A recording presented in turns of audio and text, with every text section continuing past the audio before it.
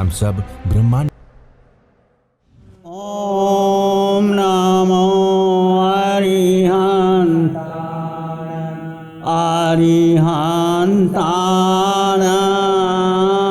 ओम नमो नमो नमो अरिहंताण नमो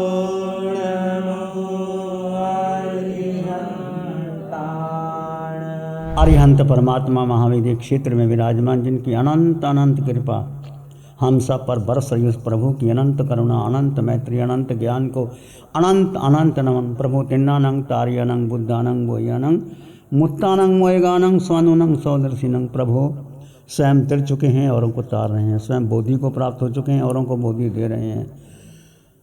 तीनों लोगों को एक साथ जानते और देखते हैं, सर्वज्ञ सर्वदर्शी। ऐसे प्रभु पूरे जगत के लोगों को जानते हैं, उनके कर्मों को जानते हैं। कोई जीव कब मोक्ष जाएगा, कितना संसार लंबा चौड़ा है, प्रभु जानते हैं। और सबको संसार के सागर से पार उतारने के लिए, मिथ्यात्व के अंधकार को दूर करने के लिए प्रभु सत्य का उपदेश देते हैं, जीव का उपदेश देते हैं, जीव को स्थित होने की साधना बतलाते हैं। उस प्रभु की साधना को, ज्ञान को अनंत अनंत नमन, प्रार्थना, कृतज्ञता के भाव। शासनपति भगवान महावीर, जिनका धर्म शासन, धर्म संग, धर्म तीर्थ में हम सब धर्म का अमृत काम कर रहे हैं। प्रभु सिद्ध बुद्ध और मुक्त हो गए, सिद्ध हो गए अरिहंत भगवान महावीर। प्रभु का शासन पंचम काल में, भगवान महावीर का शासन, महावीर का ज्ञान, महावीर की वाणी, महावीर की जितनी साधना है वो आज हमारे पास है। तो उन साधना को, उनको ज्ञान को, उनकी क्षमा को, मैत्री को अनंत अनंत नमन। हम चर्चा कर रहे थे प्रभु महावीर की वाणी का, उत्तराध्ययन सूत्र का सम्यक पराक्रम, सत्य में पराक्रम करना। सत्य क्या है, इसके बारे में हमने चर्चा की थी।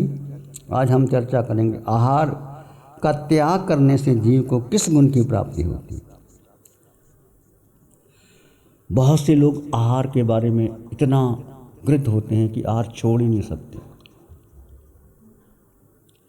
कहते हैं सम्राट में एक नीरो नाम का व्यक्ति था, वो एक दिन में 20 बार भोजन करता था, 20 बार भोजन करता था।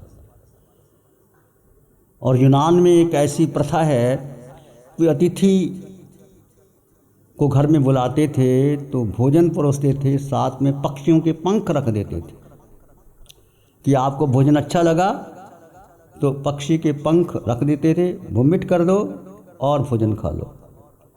यूनान की एक प्रथा थी।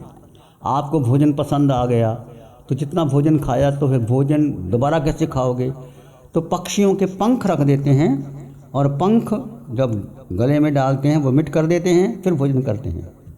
एक ऐसी प्रथा थी। सम्राट नीरो के बाद हमें अतिशयोक्ति लगती है कि 20 बार भोजन कोई आदमी कर सकता है, बोलो। पर क्या चिंतन नहीं करते 20 बार भोजन करने का?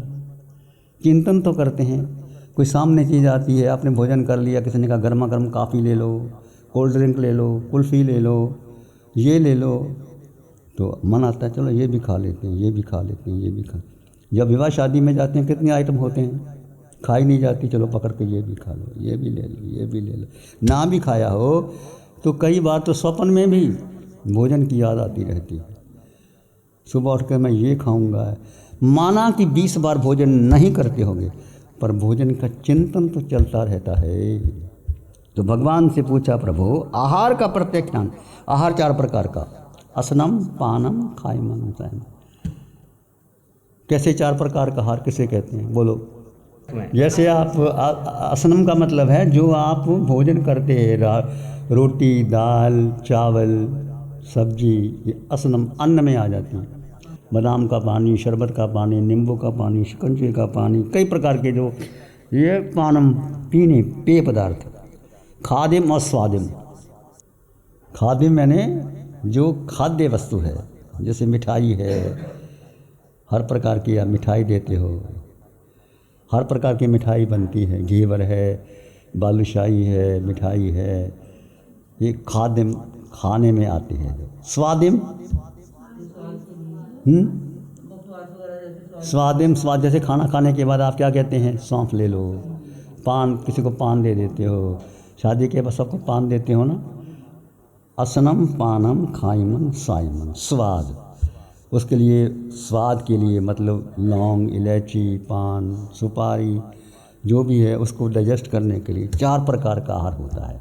चारों में आप चाहे 3 प्रकार का आहार कर लो, 2 कर लो, 1 कर लो, चारों में से जितना छोड़ते हो आप उसकी आपकी त्याग में आ जाता है। आमतौर पर जैसे आप उपवास करते हो तो पानी का आगार रखते हो, तीनों को छोड़ देते हो, असनम खाइमन साइमन छोड़ देते हो, पानी का आगार रख देते हो, कोई पानी का आगार भी नहीं रखता।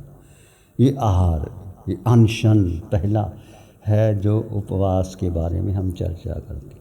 तो आहार, एक साधक आहार का प्रत्याख्यान कर देता है, उससे क्या होता है, उसको भगवान कहते हैं आहार के अभाव में उसको कोई क्लेश प्राप्ति नहीं होता। आहार मिले तो ठीक है, ना मिले तो ठीक है, कोई क्लेश, कोई दुख, कोई पीड़ा, कोई बेचैनी, कोई झगड़ा, कोई क्रिया प्रतिक्रिया होती नहीं। जैसे आपने उपवास कर लिया तो घर में कितनी बढ़िया भी चीज़ बनती हो तो आपकी इच्छा ही नहीं होती, ठीक है बन गई।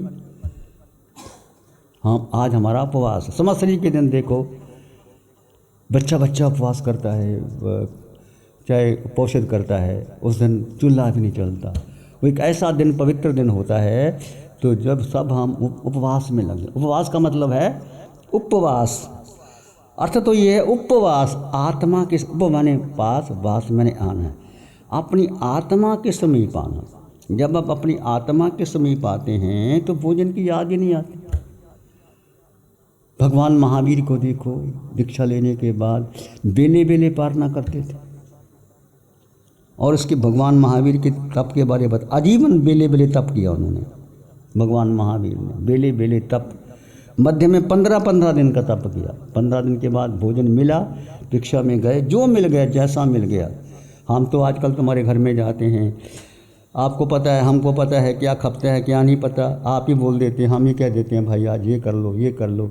हमारा तो बहुत छूट है, पंचम काल हो गया। भगवान तो किसी को बताते नहीं थे, पानी भी नहीं लेते थे, जो मिल गया आहार जैसा मिल गया तब ऐसे करके ले लेते थे। 15-15 दिन के बाद भगवान ने भोजन लिया। 30 दिन के बाद भी तप करते थे, 1-1 महीने का भगवान, और कई बार तो 4-4 महीने तक उन्होंने आहार पानी नहीं लिया, ना आहार ना पानी, 4-4 महीने। और 2 ऐसे प्रसंग आए जब उन्होंने 6-6 महीने का आहार नहीं लिया भगवान महावीर ने। क्यों इतना लंबा तप कैसे कर लेते थे? हम क्यों नहीं कर पाते? भगवान महावीर ने किया, हमने क्यों नहीं किया? जैन दर्शन में, जैन धर्म में साधना को प्रमुख माना है। जितना महावीर का उत्कृष्ट तप था इतना बुद्ध का नहीं था। बुद्ध का मध्यम मार्ग था। कहते हैं उन्होंने भी तप किया था, तप करते करते उनकी हड्डियां सूखने लग गई, कृष्ण हो गए। तो किसी ने कहा इससे कुछ नहीं होता, तो किसी ने उनको खीर दी, खीर खा ली। तो कहते खीर खाने के बाद उनको ज्ञान प्राप्त हो गया या कुछ भी समझ, उन्होंने मध्यम मार्ग ले लिए कि वीणा के तार इतने कसो भी ना कि टूट जाए, इतना ढीला ना छोड़ो कि संगीत ना पैदा हो। मध्यम मार्ग ले लिए। वीणा के तार जैसे कोई संगीत पैदा होता है तो क्या करते हैं, तारों को इतना कसते भी नहीं और इतना ढीला भी नहीं छोड़ते कि संगीत ना पैदा हो, ना इतना कसो ना ढीला छोड़ो, बीच का मध्यम मार्ग। तो बुद्ध ने मध्यम मार्ग चुना, महावीर ने उत्कृष्ट मार्ग। जितना तुम तप कर सकते हो उतना करो। तो महावीर के ऐसे आते हैं, आजीवन दीक्षा लेते, बेले बेले तप, मध्य में 15-15 दिन का तप, 30-30 दिन का तप, कई बार 4-4 महीने का तप, आहार नहीं। उन्होंने अपने जीवन में आहार को प्रमुखता ही नहीं दी कि मुझे आहार करना है, प्रमुखता नहीं दी। ठानंग सूत्र में 3 प्रकार का आहार का वर्णन किया गया है। ओज आहार जैसे मैंने कल बताया था, जब जीव माँ के गर्भ में जाता है तो वहाँ से जो पहला आहार लेता है उसको ओज आहार कहते हैं। वो जीवन भर साथ रहता है। हम कहते हैं ना उसको पिता के संस्कार, इसको माँ के संस्कार, इसको नाने के संस्कार, इसको मामे के संस्कार। वो संस्कार ओज आहार के होते हैं, उसको बदलना बड़ा कठिन होता है। यदि व्यक्ति को, बच्चे को धर्म के संस्कार दिए जाएं, धर्ममय बन, जैसे सती मदालसा ने 7 बच्चों को धर्म के संस्कार दिए, शुद्धों से, बुद्धों से, निरंजनों से, संसार माया परिवर्जित से, त्यज मोह निद्रा मदालसा वाक्या मवाच पुत्रम। हे पुत्र, तू शुद्ध है, तू बुद्ध है, तू निरंजन है, ये संसार की माया छोड़ो, ये मदालसा कह रही है। तो उनको उच्च कोटि का ज्ञान दिया, ऐसे बेटे बन गए। तो ऐसे माँ जब गर्भवती होती है तो उनको, बच्चे को भीतर ही भीतर ध्यान करना चाहिए, मैं शुद्ध आत्मा, तुम भी शुद्ध आत्मा, सब में समान शुद्ध आत्मा। और शुद्ध आत्मा का ध्यान करने से बच्चे के संस्कार उच्च कोटि के हो जाते हैं। अब एक शरीर, एक हम आहार क्यों करते हैं? आत्मा तो अनाहारक है, आत्मा ने आहार कभी किया ही नहीं। बोलो कभी आत्मा ने आहार किया? आत्मा अनाहारक है, आत्मा ने कभी अन्न का दाना नहीं लिया, पानी की बूंद नहीं की। तो फिर आहार क्यों लेते हैं हम? आत्मा अनाहारक है। जब आत्मा कर्मों से लिप्त हो जाती है, आत्मा जब कर्मों से लिप्त हो जाती है तो कर्मों के प्रभाव से आहार संज्ञा का उदय होता है। आहार संज्ञा 4 प्रकार की संज्ञा है।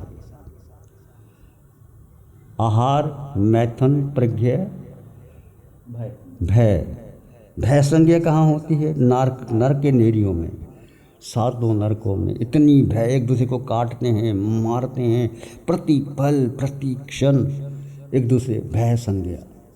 पशुओं में आहार संज्ञा। पशु देखो, कुत्ता, बिल्ली, चूहा, शेर, हाथी, मगरमच्छ, 24 घंटे वो किसके है? आहार के लिए। कोई देखो पशु पक्षियों को, एक कुत्ते को देखो, बिल्ली को देखो, कहाँ आहार मिलता है? 24 घंटे बेचारे रात को, दिन में रोटी के टुकड़े के लिए जागते हैं, भागते हैं।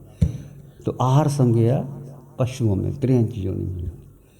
आहार, भय और मैथुन, ये मनुष्य में मैथुन संज्ञा होती है। और परिग्रह संज्ञा देवों में। देवों के पास इतनी सामग्री होती है, हीरे जवाहरात होते हैं, नृत्य खेलते हैं, फिर भी उनको और परिग्रह चाहिए। और देव दूसरे देवों के आगे, मुझे ये मिल जाए, वो मिल जाए, ऐसे वो रहते हैं। 4 प्रकार की संज्ञा है, आहार, भय, मैथुन, परिग्रह। तो ये 4 प्रकार की संज्ञा। तो आहार संज्ञा से कि कर्मों की वजह से जीव को भोजन करने की इच्छा होती है। आत्मा को इच्छा नहीं होती।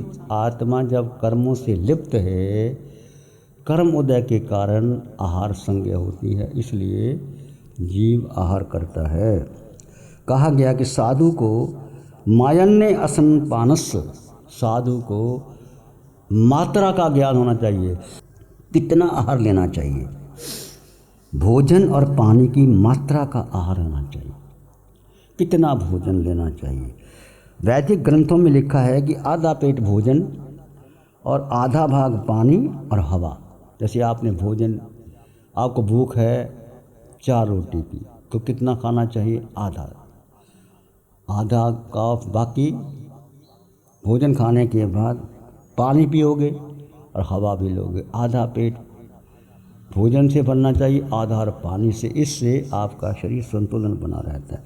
इसलिए हमारे यहाँ 12 प्रकार के तप हैं: अनशन, अनोदरी, भिक्षादायी, 10 प्रत्याग, काया कलेश, प्रतिश्लिंता, प्रायश्चित, विनय, वियवच, स्वाध्याय, ध्यान और कौशल। 6 प्रकार का जो आहार के बारे में चर्चा होती है कि ये करना चाहिए, ये करना चाहिए। दृष्टा भाव में रहकर अनुभव होगा कि क्षुधा उद्दीलित कर रही है, शरीर अलग है और मैं आत्मा अलग हूँ। अनाहारक के बारे में जब भगवान ने तप किया, भयंकर तप किया, 2-2 महीने, 4-4 महीने, 6-6 महीने भोजन लिया, तो भगवान ने ऐसा कैसे किया? तो भगवान ने भेद ज्ञान की साधना दी, जड़ और जीव का भेद। जो अभी भी भगवान, जब भी आप भगवान की साधना आती है, पहला ही वाक्य निकलता है, जड़ और जीव का भेद कर दो। जड़ यानी ये शरीर का आकार है, मन है, बुद्धि है, इंद्रियां हैं। शरीर को भूख लगती है, वेदना, संवेदना, पीड़ा, दुख शरीर को लगती है। आत्मा का इससे कोई संबंध नहीं है।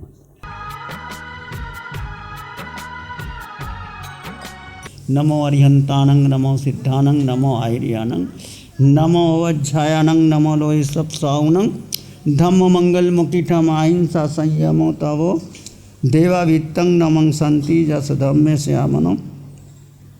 श्री चत्तारी मंगलम अरहंता मंगलम सिद्धा मंगलम साहु मंगलम केवली पानत्तो धम्मो मंगलम।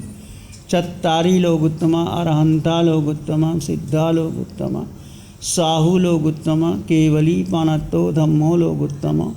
चत्तारी शरणं पवज्जामि अरहंते शरणं पवज्जामि सिद्धे शरणं पवज्जामि साहु शरणं पवज्जामि केवली पाणत्तं धम्मं शरणं पवज्जामि। चार शरण दुख हरण जगत में और न शरण कोई होगा। जो भव्य प्राणी करे आराधन उसका अजर अमर पद होगा। उसका सदा ही मंगल होगा।